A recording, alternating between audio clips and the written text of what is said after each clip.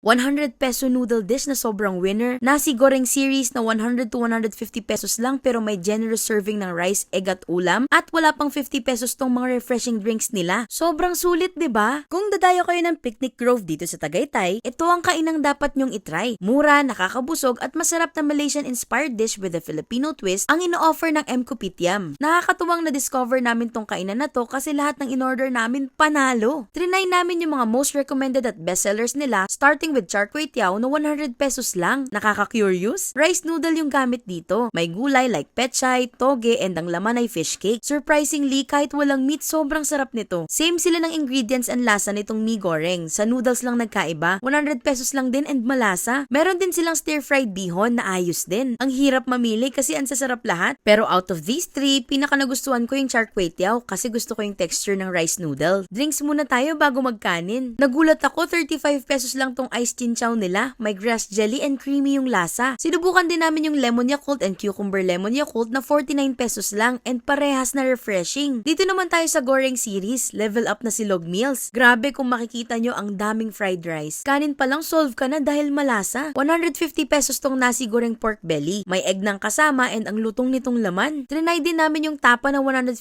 pesos din yung meal. In fairness, ang sarap nung tapa. Then itong nasi goreng sisig, 130 pesos lang. Ayos din. We also tried itong buttermilk chicken na merong creamy sauce. 150 pesos lang din. Merong curry and salted egg version pero original muna tong sinubukan namin. Mapaparami ng kain dito kasi ang sarap ng homemade chili sauce nila. Pati may sriracha pa. For dessert, we ordered this mini chocolate cake na 95 pesos. Masarap din, hindi super tamis and hindi nakakaumay. Bukod dito sa mga to, marami pa silang ibang pagkain like siomai, Shanghai, french fries, sausages and more. Pero dahil ang dami na naming nakain, sa next time na namin susubukan yun. Ayos yung ambience dito. May projector pa kung saan may music videos na mapapanood. Plus factor din na sobrang accommodating ng owner na siyang hands-on sa pag-prepare at pag-serve ng orders. Overall, ayos ang experience namin dito sa M. Kopitiam at siguradong babalik-balikan. Nakakatuwa kasi nagde-deliver din sila so sure na order kami ulit. Dami pa namin gustong itry next time. Dito sila located sa may 6 de Junio Village, Sungay East, Tagaytay. Bali papasok siya dun sa kanto ng 7-Eleven sa tapat ng Picnic Grove. Open sila 10 a.m. to 12 midnight. We'll put their FB page sa description. For more recos like this, make sure to like and follow. Thanks for watching, cuties! Bye!